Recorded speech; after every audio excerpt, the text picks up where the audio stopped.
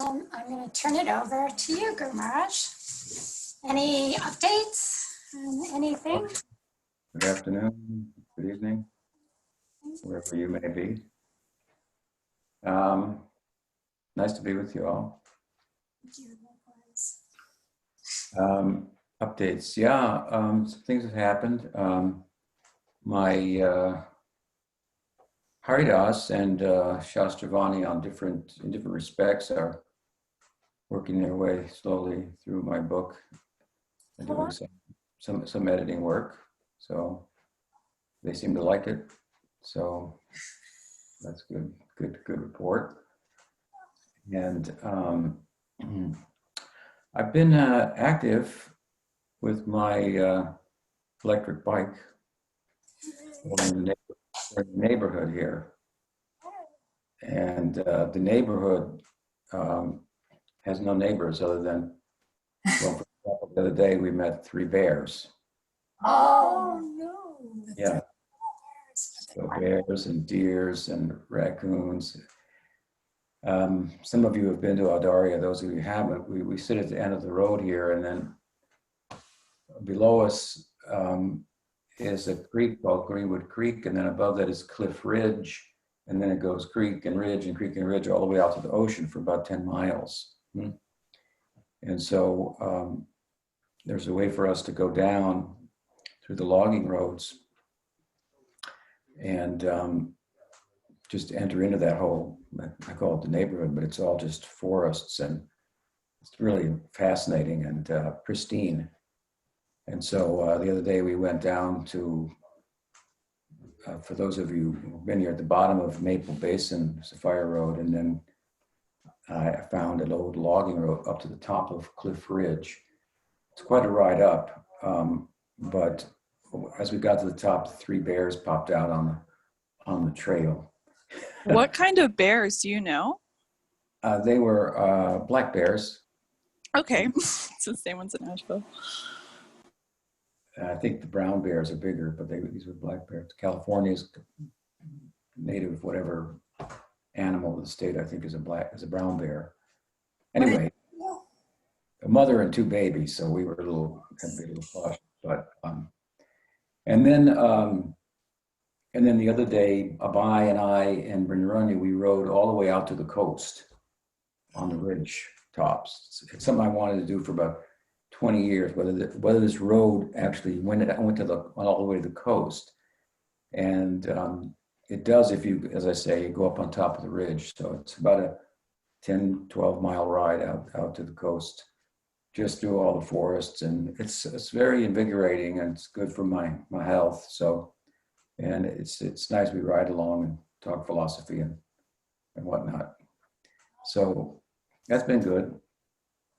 And on another front, as some of you may be aware, we sold the Saragrahi property, which is a big event. But I don't know, about 6 months or 8 months, a year ago or so, it became clear that we were underfunded, and we lacked devotee participation to bring the project to where I had originally envisioned. I would have liked it to have gone. And so I talked them out of it. I told them, well, I'm going to put it for sale, and then if you don't want to sell it, then you got to send some funding and some devotee power and so forth. So it's up to you. And then it was, somebody came to see it, and then we didn't hear anything from them. And suddenly they came back and wanted to buy it. So it was a good turn of events in light of the circumstances, I would say. And everybody involved seems to be enthusiastic about the turn of events. Not that they didn't want the project to go on or didn't like the land. Everybody loved it and so forth. But this way we're able to consolidate, and persons like Kishore, for example, who was residing there as a monk, and go to Madhavan and help out there, and they need the help. And we can consolidate financially somewhat as well. So tithing that's been going to Sarabrai will come to me here, which will help me. We've been financially struggling with the pandemic because some people haven't been able to help as much as they had in the past and so forth. So that's all good. And then the cows are being in the dairy being moved to the Hillsborough area, and the devotees there are very enthusiastic to care for them and have some semblance of a dairy there, at least for themselves. So that's very, very good. So all's well that ends well, as Prabhupada used to say, man proposes and God disposes. So it wouldn't be the first project that was tried by a Vaishnava and then resulted in having to kind of take a turn or switch gears. Reminds me of Prabhupada's efforts with the League of Devotees in Jhansi and so forth. So it turned into ISKCON. So I'm not selling Sarabrai isn't going to turn into something big like ISKCON, but it does make things easier for me, actually. It's something I don't have to manage or think about, so to speak, and so that energy that was spent there can be spent here in writing, and of course visiting there. I want to visit there as often as I had in the past once the pandemic is cleared, and pretty much that was the main event, me coming there, which I was originally drawn, to that East Coast there by Argent City and Karnamrita, and so I'll continue to do that, and we'll have festivals, and we'll have a little funding. I can use some of the tithing for that, those events in Saragrahi, and we can maybe fly some Maharajas in and have live festivals rather than Zoom festivals, as much as the environment permits. So that's some of the news. And with that, we'll go ahead and take some questions. Okay. Bhakti Shakti, you want to go first? Bhakti Shakti, I'm meaning to reply to you, Bhakti Shakti. You recently wrote to me about coming to the States to visit with me. And can you hear me? Yes, I do. Yes. It's very hard for me to keep up with the personal correspondence. So I was going to try to write to you today, but it's easier for me to say to you what I would have there. But it's not a good idea if you try to come here because of the pandemic and so forth. And Thirdadari, I'm keeping kind of private and so forth. So my visits to me in the States would be best served by those who come to the Saragrahi area or North Carolina when I go there. Otherwise, a good place to meet me in the Americas anyway is in Central America, in Madhuvan. And then I'm coming to Europe once a year also, but because of the pandemic, I'm not going anywhere, and I don't suggest that you go anywhere either. But don't think I'm not thinking about you, okay? Thank you. Okay, so I will be awaiting when there is everything is over and you go to North Carolina or Okay. Costa Rica. Okay, thank you very much. Yeah. So what's your question today? I wanted to ask about because I experienced in the beginning of the spiritual path, we're kind of more enthusiastic and fanatical, and it's a very big jump into big renunciation and a lot of efforts. And I wonder, with the time, what should be the balance of trying to judge what exactly to renounce and what not to push yourself so much, like kind of to go more naturally and slowly into the spiritual path, more like internally raising maybe the mood of devotion. Like I was just wondering how to judge like what we can actually push ourselves to do or to renounce, and what like not to overdo it or something like that, not to imitate or that's my question. Thank you. Well, I think the answer to your question is different for different devotees. So it's not one answer that fits all, if you will. But I think that, as I've often said, sadhana is an art, if you will, as a skill. Hmm? And so to be skillful in your spiritual practice is to practice and give of yourself such that it results in further enthusiasm to proceed. So in general, if you're committing yourself and giving of yourself and sacrificing physically, mentally, and so on and so forth, but it's not resulting in further enthusiasm for practices, hearing and chanting and so forth, which incidentally don't cost any money. It doesn't cost any money to personally engage in bhakti. But sometimes we are involved in a mission and has projects and for other people. And of course, those projects will be enthusing to us as well. But Rupa Goswami does mention that one should not over endeavor. And again, that may be different for what that means for, for different devotees, but I think in general, to be skillful in one's sadhana. I see that you're translating, so I'm trying to go slow.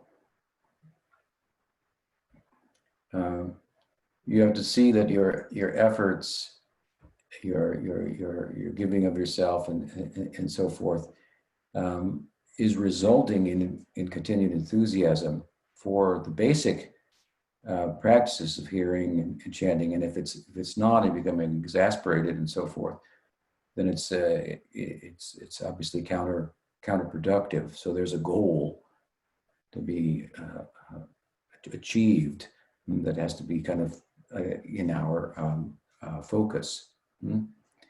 And also, a lot of people join this mission when they're Chaitanya Mahaprabhu's mission internationally when they're young, and they have lots of enthusiasm and they have a lot of freedom, so to speak, of perhaps time and whatnot, and that will change over time. They'll become older, and their physical ability to participate, in any something extended service beyond basically hearing and chanting and so forth. And so, what may have worked earlier as a formula in terms of what you're asking about may not work going forward. And so if one always has one's eye on the ball, so to speak, which moves around, then and one moves accordingly with it, then in a dynamic way, one can make that kind of adjustment. That's my basic answer. Does that help? Yes, thank you very much. Yes, it was very helpful. Okay. Gopal Nandini?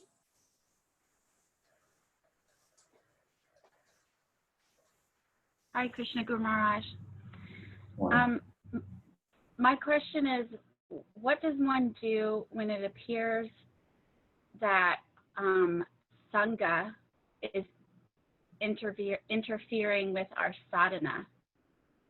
Like sometimes that may be an external problem that we need to deal with, and sometimes it's internal. How do we know which it is and how to proceed? Well, I think if the Sangha is having a negative effect on your practice, then you should make an adjustment accordingly, and perhaps you should discuss with other devotees what you think the problem is, because we'll tend to think it's external, but as you say, it may be our problem. The problem may be with us. So you can discuss with other devotees and see how they feel about, I guess, the group. I guess what you're talking about. You have a group that you get together with, and And, or there may be sadhus that come, that's another way of looking at it, to town, and whether their association is good for us, but we don't like it because they're making us uncomfortable by their preaching that pushes us, which is good for us, and which what sadhusanga should do. That may be, one side of the question that you're asking, or the other side, well, or is the person who's the sadhu that's been invited to town or is in town is making us uncomfortable because of the way he or she is, and the way, maybe there are people who are proud. For example, they have knowledge, but they're proud of it, and maybe you feel the pride, and despite the fact that they have knowledge, the pride makes one uncomfortable, and so for external reasons, one may not want to take part in that gathering, right? But again, if the sadhu is making us uncomfortable because we want to hold back, and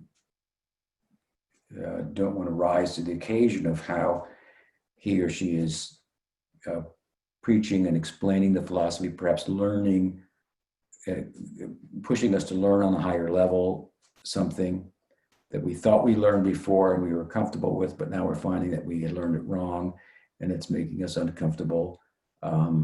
Like sometimes people feel like they think they learned that you fell from Goloka, and then some preacher may say, actually, you didn't, make them uncomfortable. So that's the reverse, right? Where it's the problem is yours, not the sangha or the sadhu.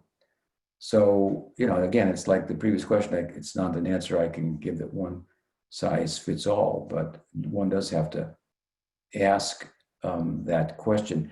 And I think to get an answer, a definitive answer, one has to come up with more details about the particular situation and in consultation with others, with more information, come to a mature decision. But again, it's kind of like the answer ultimately is similar to the last one I gave. One has to gauge and see if by not participating in a particular group gathering or whatever it may be, again, I don't know the details of what you're referring to, you're more enthusiastic in your practice, then, so be it. That has to be the guiding light. What makes me enthusiastic in my practice to hear and chant and so forth, or the other way around. If going to there in that sangha, it causes me to be inspired, then I should take advantage of it. Does that help? Yes, thank you. Okay. Omkar? Hey, Guru Maharaj. Dandavad. Omkar, where are you? I'm on Salt Spring Island. Salt Spring Island, okay. I've been discussing quite frequently actually about religion from obvious reasons, I guess. And I guess the word dharma is religion. Krishna uses it in Bhagavad Gita and says this indestructible science, etc. And I just stumbled upon your Tattva Sandarbha. I found it on a little New Age bookstore here. And in the first chapter, you talk about just how Sabda is in relations with Shastra and the sort of eternality of the Shastra in it being in a sound form and in a condensate is the Shastra. But I recently heard you mentioning about religion being man-made, and I think I understand you just meaning that it just means that basically man has to make it. Somebody has to make it in a form. Is this what you mean by man-made? And how should we sort of approach this subject of dharma? Yeah. If you Yeah. Well, I understand. don't mean by that. I don't mean to imply that religion is something that only exists in human mind and it's a human construct. what I mean when I say that religion is human made is that that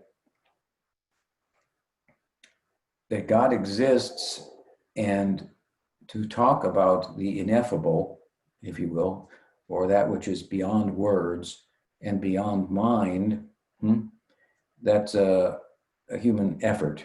And we see that over the ages, different mystics and so forth have given their explanation of the nature of the absolute. And there's some common ground between those different explanations, even as they diverge also at certain points. So those are human efforts to try to put into words their experience that transcends words.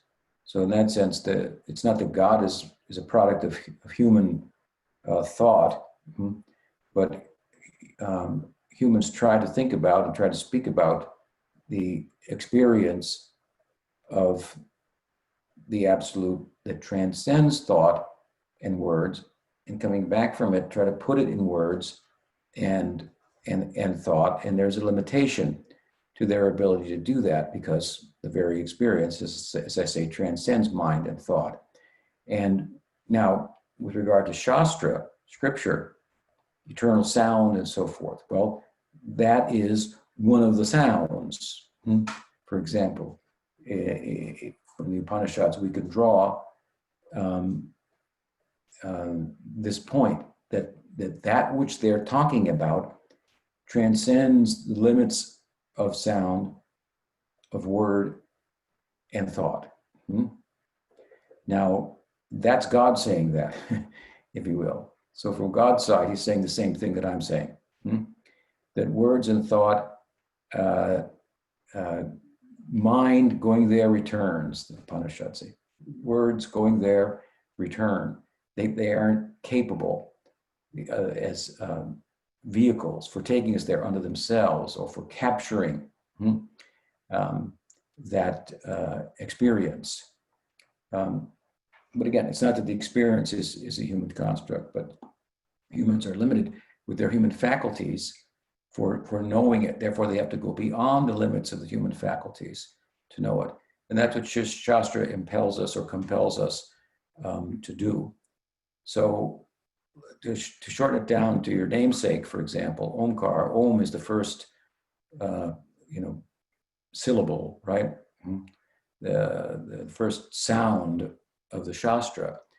And it can be likened to an answer that human life is the question to. In other words, human life is itself a question. The question is why. It doesn't arise in plant life. It doesn't arise in animal life. There you have how questions: how to eat, how to protect myself, how to get water, and so forth. But why am I? That doesn't arise in the less complex forms of life. But when the Atma finds itself in the human dress, then it's pressed with the question of why, a qualitative question, rather than a quantitative question. And we are of a qualitative nature rather than being of a quantitative nature. We're not physical and inert.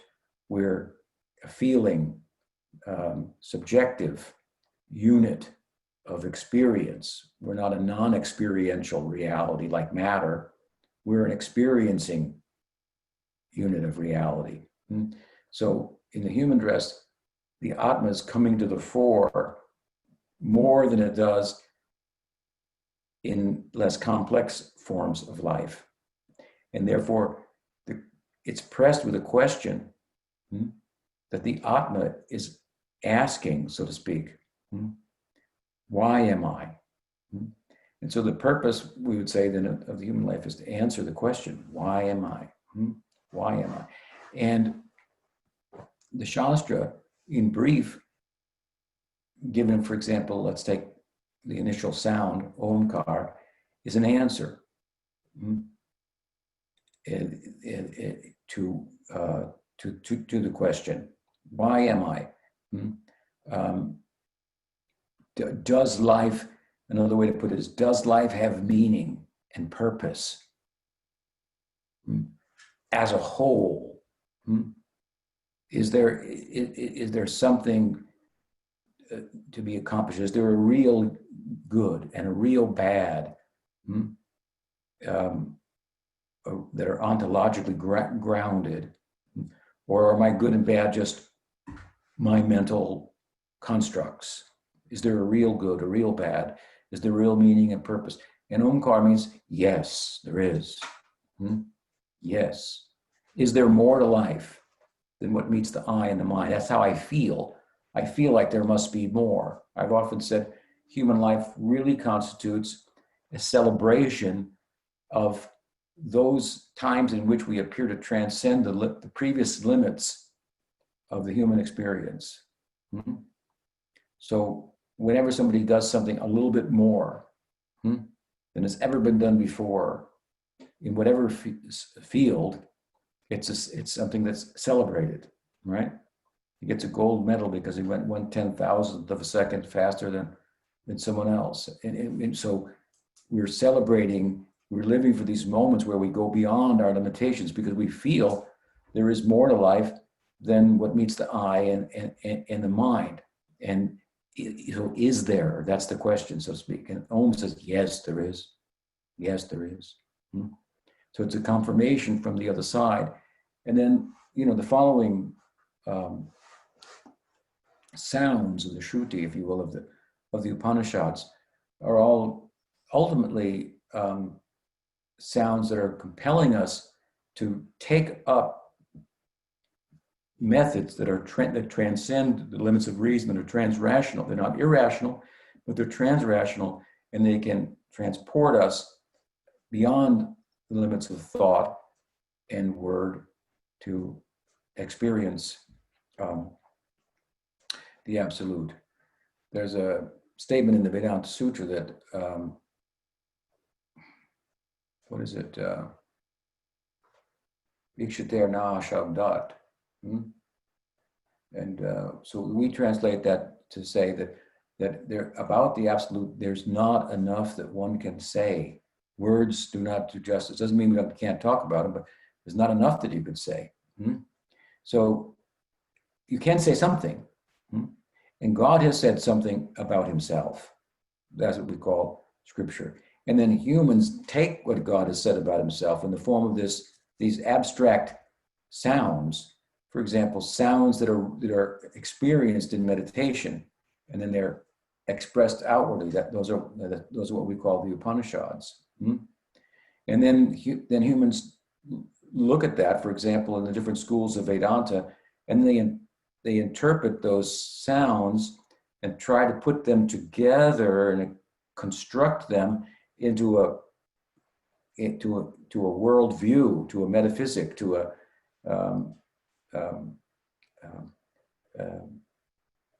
and can I answer all the questions of life? That's the human-made, man-made part of religion. So let's take, like I say, let's take the Upanishads, and then there are many interpretations of the Upanishads. Shankar has his interpretation, Ramanuja, Madhva, Nimbarka, Vishnu Swami, Chaitanya Mahaprabhu, Srimad Bhagavatam is there explaining the Vedanta Sutra.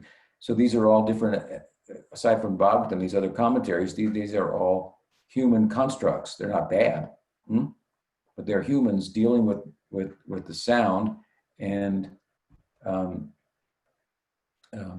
kind of connecting the sounds together and putting together a comprehensive worldview. So I don't mean to say, by saying that religion is man-made, that God only exists as a human construct. Does that help? Yes, thank you. Hare Krishna. Okay, good. Srimati? My question concerns, you're saying that we enter Krishna Lila through the door of Gora Lila. So is it possible for like a sadhaka to aspire to actually participate, when they leave this body, to participate in Gora Lila before Krishna Lila. Yes, the idea is that Gaur Lila sets in motion a means in this Kali Yuga for entering into Krishna Lila, and so we enter into it in terms of its extended expression in the form of Gaudiya Vaishnavism, which all follows in the wake of Chaitanya Mahaprabhu's appearance and his Lila with his associates, and we follow relative to our time and circumstance and culture the example of those associates of Mahaprabhu, and so that's kind of in one sense, an extension of the very Gaur Lila, and we're participating in it, and through that we're having access to Krishna Lila. And the idea in Gaudiya Vaishnavism is that you'll have access to the eternal Gaur Lila by such as well, so to speak, and basically as the mainstream thought in Gaudiya Vaishnavism, one can attain a form in Gaur Lila as a in Dasya Bhakti with for Chaitanya Mahaprabhu, and then a form in Krishna Lila as a Gopal or as a Gopi, and so that's these options. Bhaktivinoda Thakur says some people lean towards Gaur Lila, so they may want to exclusively focus on entering into Gaur Lila. Of course, if they do, even in the Nitya Gaur Lila, they'll experience Krishna Lila. Some may look more at Gaur Lila as a stepping stone to enter into Krishna Lila, and that be their principal focus. So, and then some look at both equally, right? So there are different options for different sadhakas, and we can follow our natural attraction. Does that help? That helps, but so it's not like, I mean, does Gaur have an eternal, like Krishna's Leela is, the Prakat Leela is always taking place. Is Gaur Leela with Lord Chaitanya and Lord Nityananda and their personal associates always taking place? That is from the Puranic, way of speaking about it once in a day of Brahma, and himself to Right. form his Braja Leela. And at that time, the encore appearance is Chaitanya Mahaprabhu's appearance. So they go together.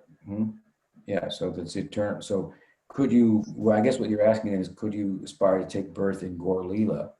We find that aspiration in the person of Vrindavan Das Thakur, having missed it by about a generation. His necessity was very, very great. By that time, certain associates had passed on. Chaitanya Mahaprabhu had passed on. He's said to be the last disciple of Nityananda Prabhu. So he's lamenting that he didn't take birth in Gaur Leela. So in that sense, he has an aspiration to do so. So we could aspire in that way to take birth in Gaur Leela. What Vishwanath Chakravarti, this question came up, related question the other day, and yesterday in my talk with the Latin American devotees. What Vishwanath Chakravarti has kind of I want to say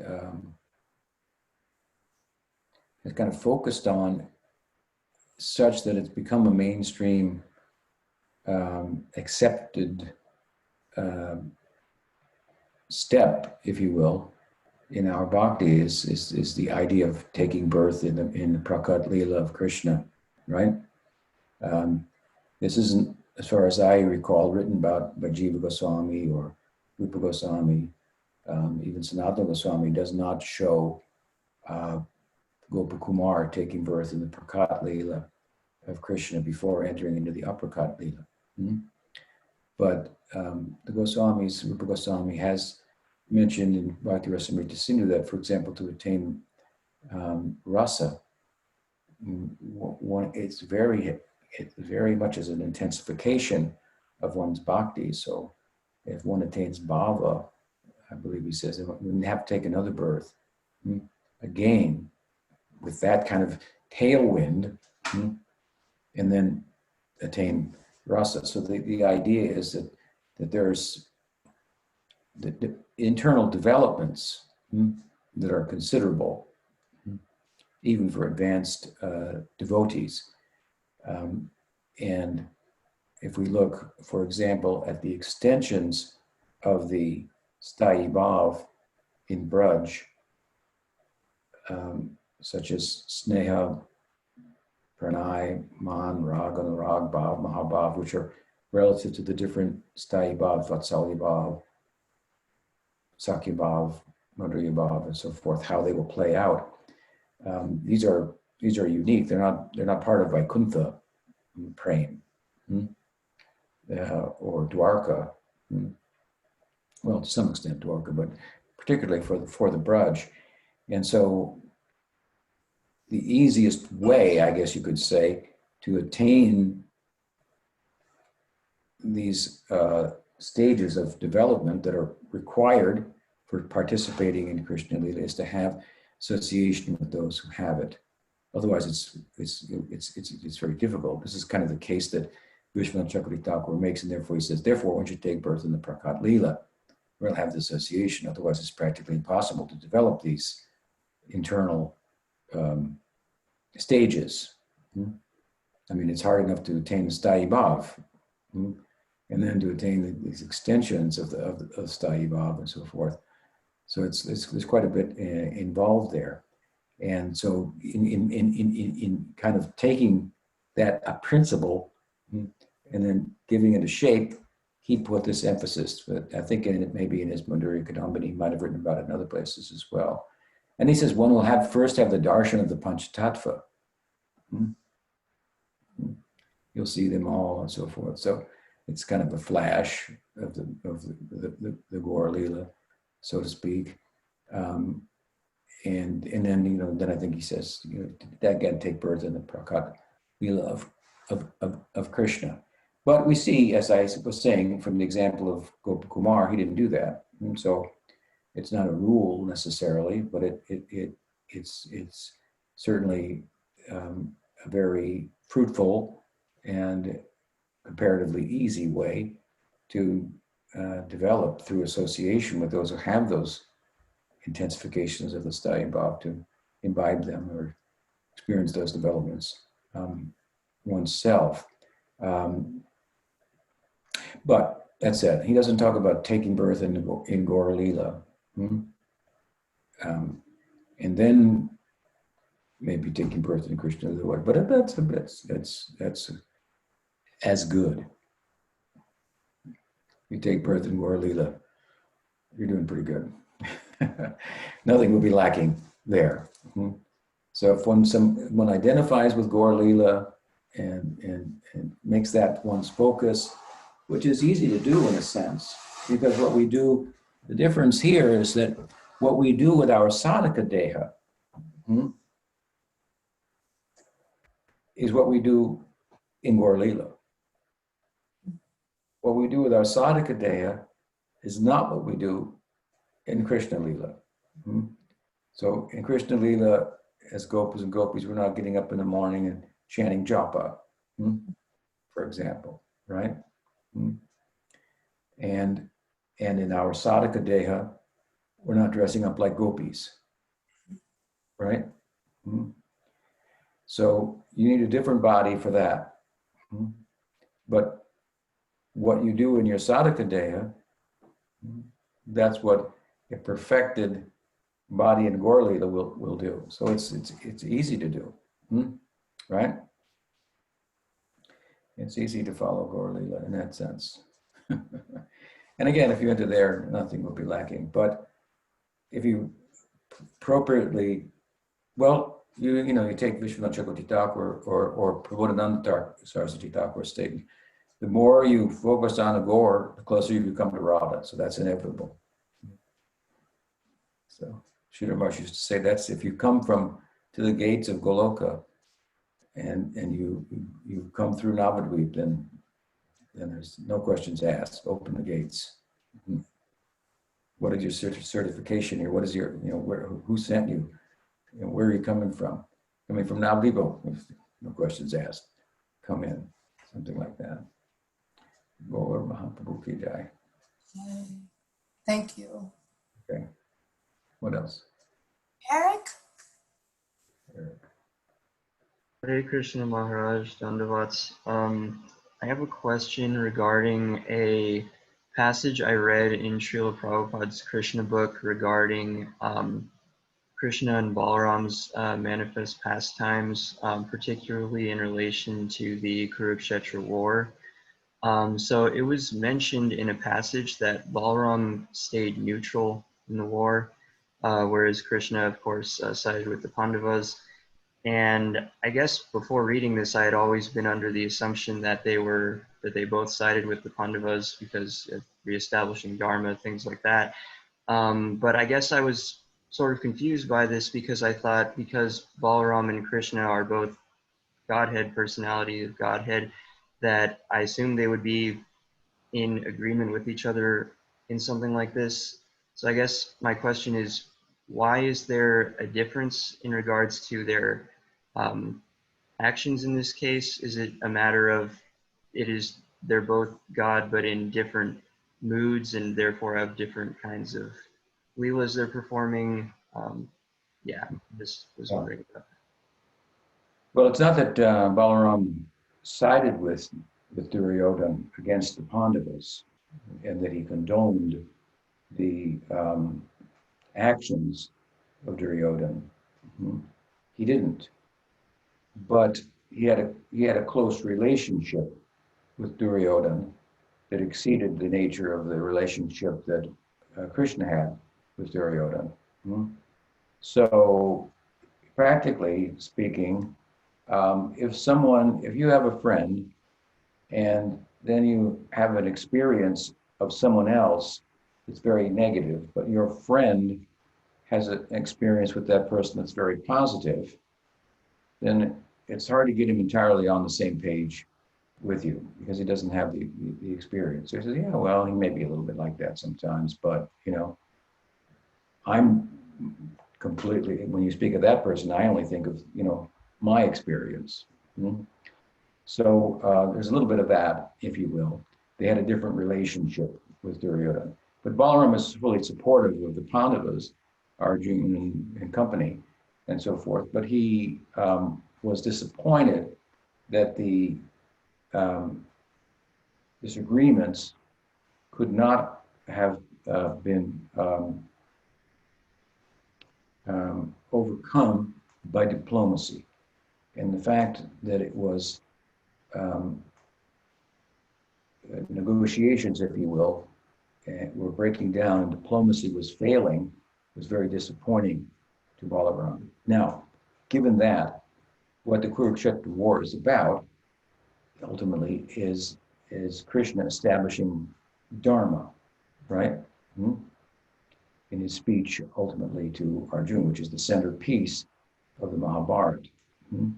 So, someone might ask, in relation to your question, well, why isn't Balaram equally involved in establishing Dharma?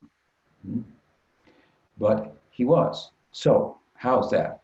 Because Krishna was going to speak his famous Bhagavad Gita. Now, what is the theological sequel to the Bhagavad Gita? That's Srimad Bhagavatam. Bhagavad Gita is a speech of Krishna. It's kind of spiritual intelligence, and Bhagavatam is the life of Krishna, right? Bhagavad Gita is one moment in the life of Krishna, a very particular and important moment. The Bhagavatam is all about the life of Krishna. So while Krishna was establishing Dharma through the Bhagavad Gita, Balaram took the opportunity with the breakdown of diplomacy to go south on pilgrimage, which is a dharmic thing to do.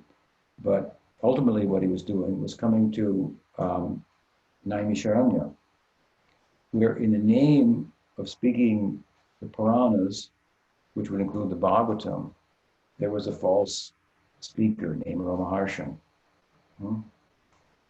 And so Balaram dethroned him and put Brahmarshan Sutta Goswami on the throne, and thus established an appropriate speaker of Srimad Bhagavatam.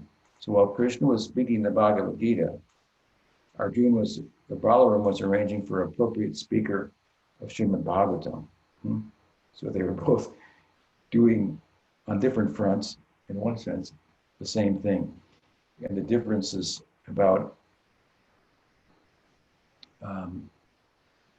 in the way they responded is, you could say, from a tattva point of view, is driven by a higher goal in mind. In the case of Balaram, does that help? Yes, yeah, that definitely helped. Thank you. With Balaram establishing Sutta Goswami, obviously, then he's obviously on the side of the Pandavas, right? He's not on the side of Duryodhana there. So they're doing the same thing. Thank you, Maharaj. Great connection on that. I've never heard that before. That was wonderful insight. Gaur Narayan?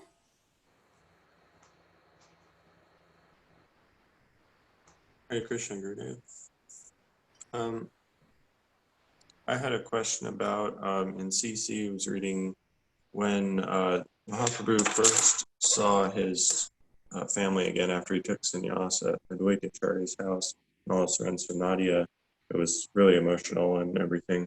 And then when he left, he was completely indifferent to them, and the purport said it was because a great devotee is indifferent to material things, but I don't see how that was material. Those are his, devotees and associates. Why would he be indifferent to them and not show emotion?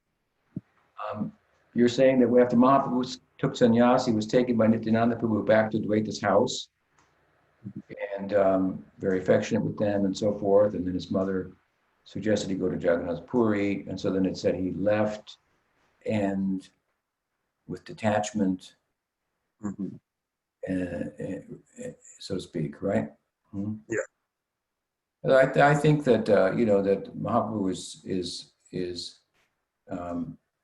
obviously affectionate towards all of his devotees who appear to be in ordinary material life, householders and villagers and so on and so forth, all of who felt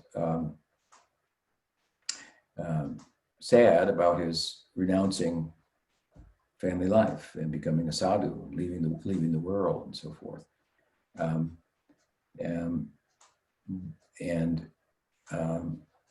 The other side, of course, is that at this point, with his taking sannyas, he begins the Madhya Lila, and he's beginning to teach about Dharma and the Yuga Dharma and so on and so forth. And so it's not that those family relationships are mundane, but as a teacher, Chaitanya Mahaprabhu primarily taught by example. So his example is he left his family, friends, everything to enter the Van, the forest of, and of course the idea is the forest of Vrindavan. But of course he went through Puri, if you will. But there in Puri, he ultimately entered in Vrindavan in his Antya Lila. So he's at the expense, if you will, of his associates' pangs of love in separation. There's an appearance of his leaving them on account, in order to attain something. There's nothing more than he could attain than being with them. That's a fact. But at the expense of their separation, we're being taught an example. So there's an appearance as if, well, he left mundane life, material life, and so forth, took sannyas, traveled. We should follow his example, not be attached to family, friends, and have a provincial perspective on life, but a universal perspective, and so on and so forth.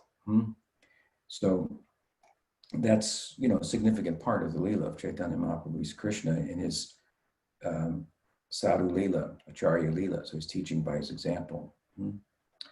And again, therefore our indebtedness to Sachi, our indebtedness to the associates, that they, Vishnu Priya and so forth, that they would, at the cost of their separation, we are being benefited by the example of Mahaprabhu, the teachings then that came out as Rupa and Sanatan, establishing of the Sampradaya, and his Acharya Leela, we're getting where he teaches by example. But it's a role, it's a play, because actually, as I said, and as you were rightfully concluding, well, there's nothing more to be gained than being with Sachi and being with his family and friends. These are eternal associates. But there's a play as if it's something other than what it is. Does that help? Mm-hmm. Thank you. And you know, Mahaprabhu shows two sides. So sometimes he's showing his side as in praying in love with his associates, and sometimes he's showing a position of more sadhu-likeness and detachment, and even Ishwar Bhav. Again, it happens when he goes to South India. There he gets to Jagannath Puri, he gets established, and everybody loves him, and then he's going to take off, and then they have to say, oh well, you know, you're actually can do whatever you like, you're independent. And of course, in one sense, he was going to look for Ramananda Roy, looking for his brother Vishwarupa and so forth. But anyway, so I think that's a way to look at that. Does that help? Mm-hmm. Thank you. Yeah. Gumaraj, I have a question. Okay.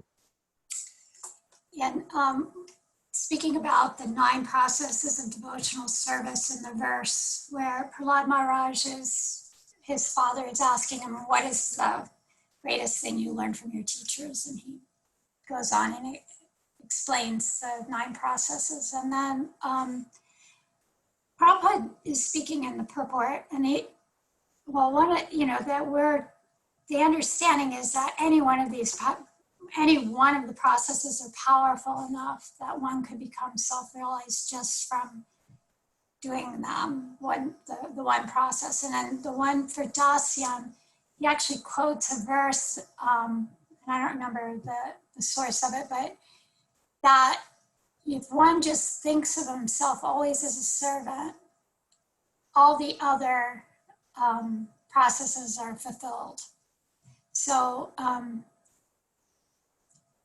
and sometimes devotees have taken, statements like that, and well, I don't need to hear and chant. I just am thinking of myself as a servant, or I only need to. They pick one. They can, I'm going to pick one of these processes, but yet it seems pretty clear that without doing the Shravanam, Kirtanam, Vishnu Smaran, there's no.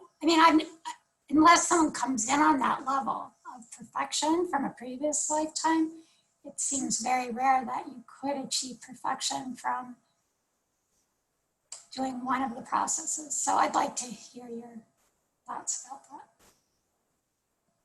Well, I don't think it's more obvious, I should say. I think that some of the angas, these principal angas enunciated by Prahlad, are complete in themselves. But that said, even kirtan being complete in itself obviously includes as a byproduct hearing, and as a byproduct smarnam. So Shravanam and Smarnam, these are the 3 that are most emphasized in the Bhagavatam, most efficacious, and they're related. Kirtan, you can't do kirtan without hearing, without doing Shravan. And that should result in Smarnam. But in as much as the hearing and the remembering, if you will, the meditation is generated by kirtan, you can say kirtan alone is sufficient. You could hear and not do kirtan, and you could become successful as well. You could just do smarnam, but who could do smarnam without doing kirtanam? So, I think that there's the idea is that these are perfectly powerful. The example, I think, of Dasya is Lakshmi. Hmm? Hanuman, I think. Uh, Does, I think, well, she may be Padasevanam, Saji, who became perfect by Dasyam. I don't, certainly Hanuman did. But when you come to Dasyam, Sakyam, Atman, Nivedana, the last three, I believe that, for example, Dasya and Sakya are also bhavas, rasas. Hmm? And then they may be looked at as means to attaining rasa also.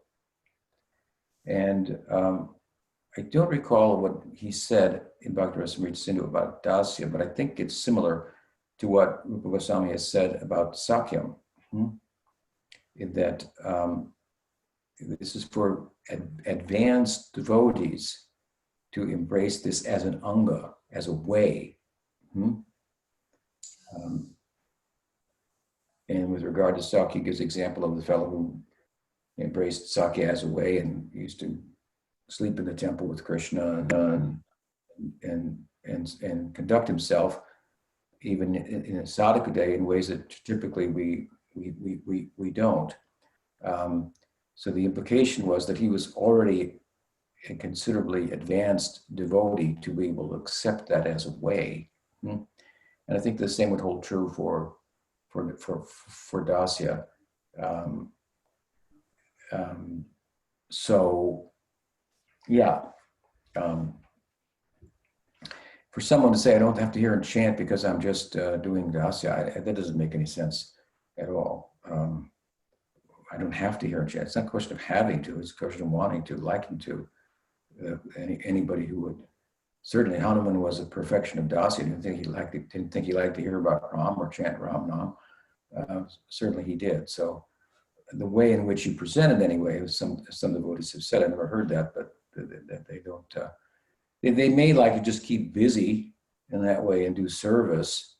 Maybe that's what you're talking about, a lot of service to do in a temple or an ashram perhaps. that's more the issue, yeah. Pardon me? That's more the example. Busy with that. I mean, and that's a good thing to do. But it was, and Prabhupada certainly encouraged that, but he never encouraged that at the cost of hearing and chanting. I know that Tamal Krishna Maharaj once, when he was serving as Prabhupada's assistant, Prabhupada was keeping him real busy. And he told Prabhupada, I don't have time to chant.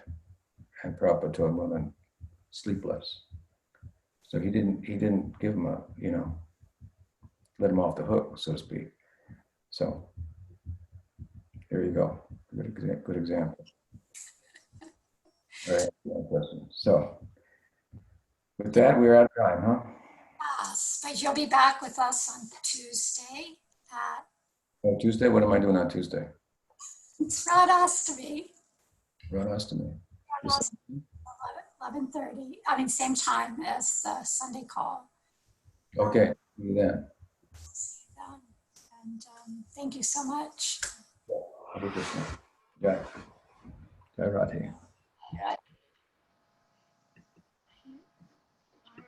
Put in here about. There is something Pamanava Swami just said about sharing a link for everybody.